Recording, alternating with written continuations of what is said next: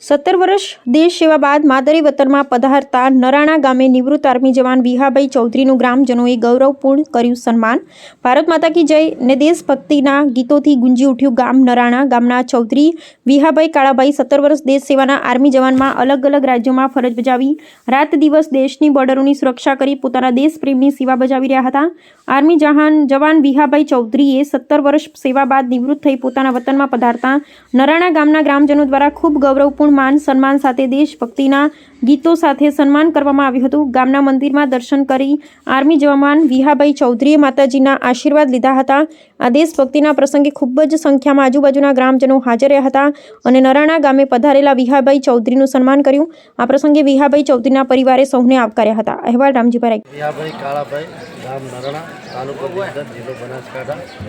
તેનામાં 2009થી અને 2000 માર્ચ 2026 સુધી 17 વર્ષ સેવા પૂરી કરી।